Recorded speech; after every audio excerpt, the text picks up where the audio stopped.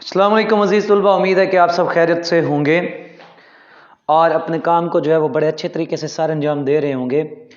जैसे कि आप जानते हैं कि हमने जो है वो पंक्चुएशन की एक सीरीज़ स्टार्ट की हुई है और मैं आपको बताता चलूँ कि पंक्चुएशन जो है वो बहुत ज़्यादा इम्पॉर्टेंट है आपकी राइटिंग में। ख़ास तौर पर जब आप राइटिंग करते हो, सेल्फ एक्सप्रेशन की आप बात करते हो या ख़ुद से कोई चीज़ लिखने की आप कोशिश करते हो, तो आपको जो है पंक्चुएशन से लाजमी तौर पर वाकिफ़ होना चाहिए और आपको पता होना चाहिए कि आपने जो है वो कहाँ पे कौन सा पंक्चुएशन मार्क यूज़ करना है और किस जगह पे कौन सा पंक्चुएशन मार्क यूज़ करना है। ठीक है, ये सारी चीज़ें जो हैं वो आपकी ग्रामर को, आपकी राइटिंग को और आपके पेपर में जो है वो जान पैदा कर देती हैं। इसको आप अगर दूसरे लफ्ज़ों में मैं कहूँ तो मेकअप कर देती हैं, यानी सुर्खी पाउडर लगा देती हैं और ये चीज़ें जो हैं वो जाज़िब नज़र बना देती हैं और एग्ज़ामिनर जो है वो आपके पेपर को बड़े अच्छे तरीके से, पॉजिटिव तरीके से जो है ना वो डील करता है और जिसका आपको क्या होता है, बड़ा मुस्बत जवाब मिलता है और आपको जो है बहुत ज़्यादा फ़ायदा होता है। तो आज का जो हमारा टॉपिक है, जैसा कि आप जानते हैं हम अपॉस्ट्रोफी एस भी कर चुके हैं, उसके अलावा हमने जो है वो कैपिटल लेटर्स को कवर किया है, अपॉस्ट्रोफी को कवर किया है और भी टॉपिक्स जो हैं वो पंक्चुएशन के हमने कवर किए हैं। तो ये जो है ये बहुत ज़्यादा इम्पॉर्टेंट है और बेसिक है। अगर ये बेसिक है, पंक्चुएशन वैसे सारी जितनी भी पंक्चुएशन है ना, सारी एक बेसिक चीज़ है, लेकिन मोस्टली स्टूडेंट्स जो हैं वो इसमें मार खाते हैं क्योंकि उनको जो है ना वो सही तरीके से पता नहीं होता या नावाकफियत की वजह से वो यहाँ पे जो है वो नेगेटिव मार्किंग का शिकार हो जाते हैं। अपनी तरफ से तो वो कहते हैं कि हम पेपर जो है वो बड़ा अच्छा करके आए हैं, सही करके आए हैं, लेकिन जब चेक होके आता है तो फिर पता चलता है कि उनमें बहुत सी कमियां कोताहियां थीं।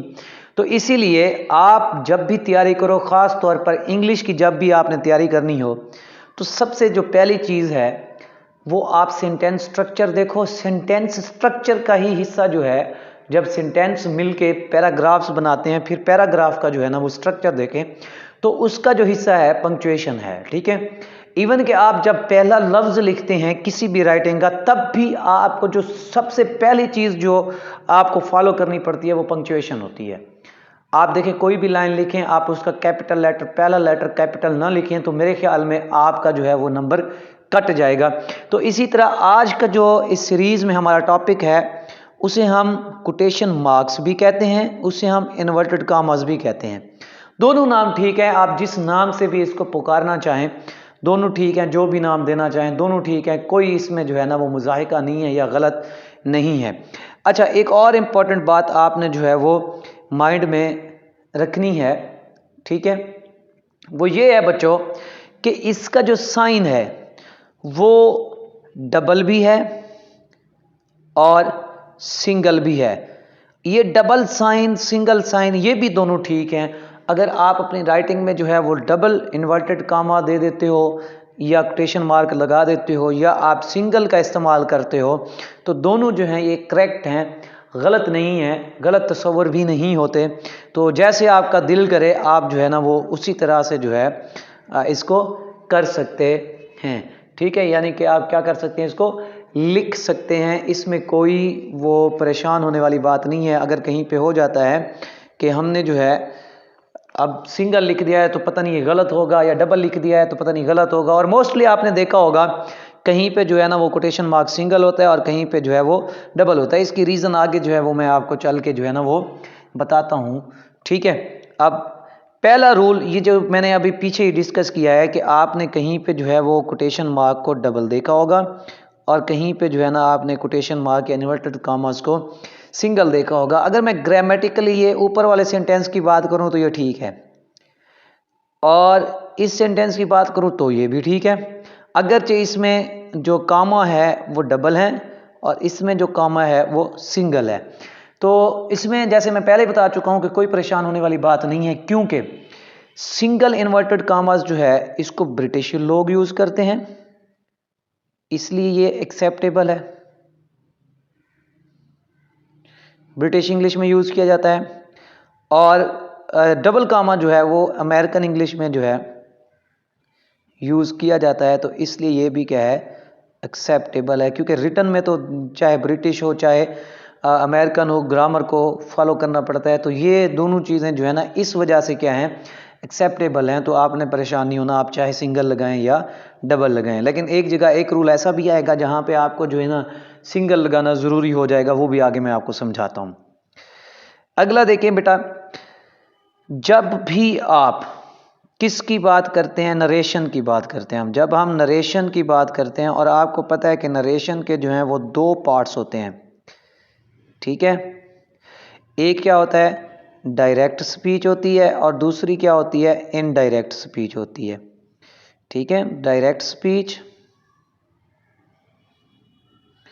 और दूसरी कौन सी होती है, इनडायरेक्ट स्पीच। तो बच्चों अब इसी डायरेक्ट स्पीच के भी जो हैं वो मज़ीद क्या होते हैं, दो हिस्से होते हैं डायरेक्ट स्पीच के, ठीक है। एक रिपोर्टिंग होती है और दूसरी जो है वो रिपोर्टेड होती है। ये चीज़ें तो बेसिक सी चीज़ें आपको पता होगा। अब रिपोर्टिंग स्पीच जो होती है वो कॉमास से पहले होती है, और रिपोर्टेड स्पीच जो होती है वो कॉमास की कौन सी होती है, अंदर वाली होती है, यानी कि जो इनर हो, कॉमास के अंदर अंदर लिखी गई हो, इसे हम क्या कहते हैं, रिपोर्टेड स्पीच बोलते हैं। तो एक बात आपने हमेशा याद रखनी है कि जब भी आपने रिपोर्टेड स्पीच लिखनी है डायरेक्ट स्पीच में, कहाँ, डायरेक्ट स्पीच में जब भी रिपोर्टेड स्पीच आएगी तो वो हमेशा कॉमास के अंदर आएगी, उसके दोनों तरफ आपने क्या लगा देना है, कॉमा लगा देना है, ठीक है। कहाँ पे, नरेशन में। जब आप डायरेक्ट स्पीच लिखते हैं, डायरेक्ट स्पीच में जब आपकी कौन सी स्पीच आती है, रिपोर्टेड स्पीच, तो रिपोर्टेड स्पीच जो है वो हमेशा इन्वर्टेड कॉमास में ही आती है।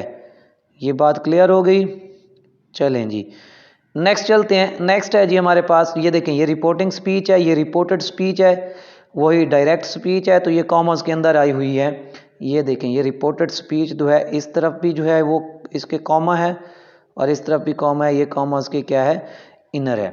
अच्छा, अब अगला रूल ये है कि जब भी आपने कॉमास के अंदर कोई चीज़ लिखनी है, क्या, कॉमास के अंदर कोई चीज़ लिखनी है, रिपोर्टेड स्पीच लिखनी है, तो उसका जो फर्स्ट लेटर होगा ना, जो फर्स्ट लेटर वो क्या होना चाहिए, कैपिटल होना चाहिए। आगे आप देखते आइएगा कि मैं जितनी भी एग्जांपल्स आपको दूंगा तो कॉमर्स के अंदर वाले जितने भी सेंटेंसेस होंगे उनका फर्स्ट लेटर क्या होगा, वो हमेशा कैपिटल होगा, ठीक है जी।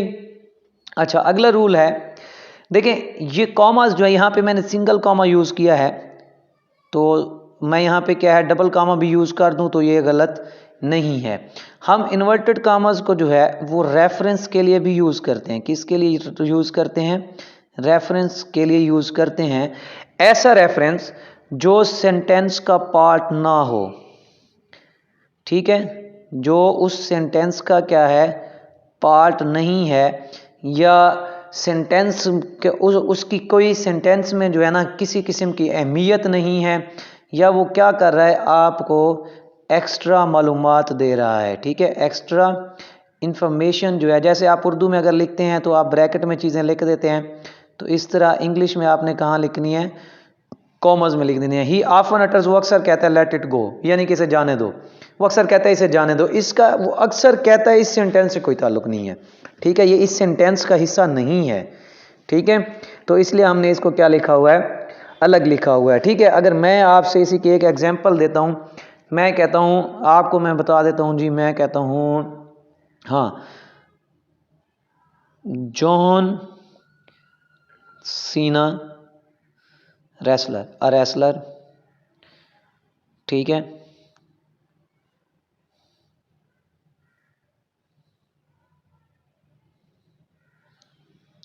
Is very famous. देखिए, अगर ये मैं लाइन काट भी दूं तो सेंटेंस फिर भी बनता है John Cena is very famous, ठीक है। यानी कि ये हमें एक्स्ट्रा मालूमात दे रही थी उसके बारे में, जॉन सीना के बारे में, तो इसीलिए हमने जो है इसको इन्वर्टेड कामा में लिख दिया है। यहाँ पे स्मॉल ए आएगा क्योंकि ये डायरेक्ट स्पीच नहीं है, ठीक है जी। अच्छा, नेक्स्ट चलते हैं जी। Shakespeare's drama King Lear is a tragic play, ठीक है। अब यहाँ पे एक और बात है, जब यहाँ पे भी आपको आप क्या लिखते हैं, रेफरेंस के लिए यूज़ किया गया है, ये रेफरेंस के लिए हमने यूज़ किया। यहाँ पे आप सिंगल भी लगा सकते हैं, डबल भी इन्वर्टेड कामास लगा सकते हैं, ये बात आपने जो है ना वो अपने माइंड में रखनी है। यहाँ पे रेफरेंस के लिए यूज़ किया गया है। देखें, जब आप किसी लिटरेचर के किसी जेनरा का या किसी पीस का आप रेफरेंस देते हैं तो फिर आप उस वक्त क्या यूज़ करते हो, इन्वर्टेड कामास यूज़ करते हो। ठीक है, यानी कि शेक्सपियर ड्रामा, अब शेक्सपियर के उस ड्रामा का रेफरेंस दिया गया, कौन सा ड्रामा, किंग लियर। ठीक है, इस ट्रेजिक प्ले। ठीक है, तो जब आप लिटरेरी किसी पीस का रेफरेंस देते हो तो तब भी आपको क्या करना पड़ता है, इन्वर्टेड कामास का इस्तेमाल करना पड़ता है। ठीक है जी, अगला देखें, ही सेड। अब ये यहाँ ज़रा गौर करना है आपने, डबल इन्वर्टेड कामा है, यहाँ पे डबल इन्वर्टेड कामा है, ये देखें यहाँ पे ये सिंगल आया हुआ है, यहाँ पे भी ये सिंगल आया हुआ है। ठीक है, यहाँ इस रूल में आपके लिए लाजमी हो जाता है कि आप क्या यूज़ करें, सिंगल इन्वर्टेड कामा यूज़ करें। ठीक है, तो वो कहाँ यूज़ करना है, जहाँ पे ये देखिए ये सारी डायरेक्ट स्पीच है, ये क्या है, डायरेक्ट स्पीच है, तो आपने ये वाला इन्वर्टेड कामा जो है वो आपने लगा दिया जी, गुड हो गया, ठीक है, लग गया, आपने इस्तेमाल किया तो वो इस्तेमाल हो गया। ठीक है, ठीक है जी, इन्वर्टेड कामा आ गया रूल। लेकिन देखें, जहाँ कहीं पे भी आपको इन्वर्टेड कॉमा के अंदर दोबारा फिर इन्वर्टेड कामा यूज़ करना पड़े तो वहाँ पे आपने सिंगल कामा यूज़ करना है। ये आपने क्या किया, डायरेक्ट स्पीच में आपने इन्वर्टेड कामा लगा दिया, फिर उसके बाद फिर एक रेफरेंस आ गया जी लिटरेरी पीस का, वहाँ पे आपको दोबारा कामा, जैसे ये पीछे मैंने आपको बताया है लिटरेरी पीस का जो है वो रेफरेंस आया हुआ था, फिर आपको जो है ना इसी तरह ये भी है, हैं। ठीक है, तो यहाँ पे भी जो है आपको दोबारा कामा लगाने की ज़रूरत पड़ी, तो आपने कॉमा के अंदर जब कॉमा लगाना है तो तब आपने क्या लगाना है, सिंगल कॉमा यूज़ करना है। ठीक है, ये रूल आप पे, चाहे इसके जो बाहिर है वो सिंगल हो या डबल हो। ठीक है, वो सिंगल भी हो सकता है, डबल भी हो सकता है, लेकिन आपने जब दोबारा इन्वर्टेड कामा का रूल अप्लाई करना है तो फिर आपने सिंगल इन्वर्टेड कामा लिखना है। अच्छा, he said will you help me, he said will you help me, देखिए ये दोनों ग्रामेटिकली ठीक हैं, ये दोनों सेंटेंसेस।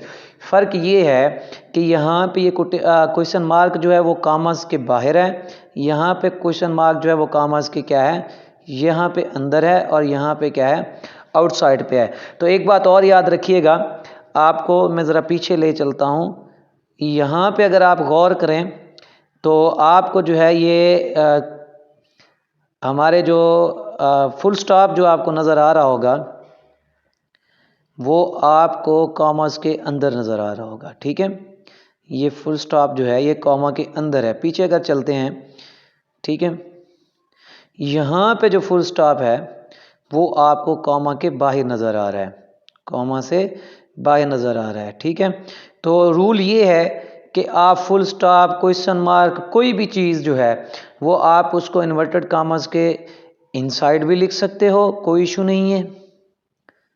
ठीक है, और आप जो है उसके आउटसाइड भी लिख सकते हो, कोई इशू नहीं है, लेकिन लगाना आपको क्वेश्चन मार्क या फुल स्टॉप ज़रूर पड़ेगा। ठीक है जी, तो वीडियो देखने के लिए बहुत शुक्रिया, चैनल को ज़रूर सब्सक्राइब करें अगर वीडियो अच्छी लगी हो, और आपने जो है ना बेल आइकन को भी दबाना है ताकि इस तरह की और अच्छी वीडियोस जो है ना वो आपको मिल सकें, और कोशिश किया करें कि फ़ीडबैक ज़रूर दिया करें कमेंट्स में, और ये चीज़ जो है ना फिर इंसान को और उभारती है कि आप जो है ना, कुछ लोगों को जो है वो तालीम दी जानी चाहिए, लोग जो है ना अब तालीम की तरफ आ रहे हैं। ठीक है, तो आपने जो है अपने दोस्तों के साथ, जो बच्चे इंटरेस्टेड हैं इंग्लिश ग्रामर सीखने में, उनके साथ इस चैनल का लिंक जो है वो ज़रूर शेयर करें, उनको लिंक करें, और आप जो है ना हमारा व्हाट्सएप ग्रुप भी जो है उसको ज्वाइन करें, जिसमें इस लेसन, ये जो आपने लेसन अभी पढ़ा है इसकी एक्सरसाइज शेयर की जाएगी। ठीक है, और वहाँ पे जो है आप फिर एक्सरसाइज जो है वो अटैम्प्ट करके उसकी इवैल्यूएशन भी आप हमसे फ्री करवा सकते हैं जी। दुआओं में याद रखिएगा। अल्लाह हाफिज़।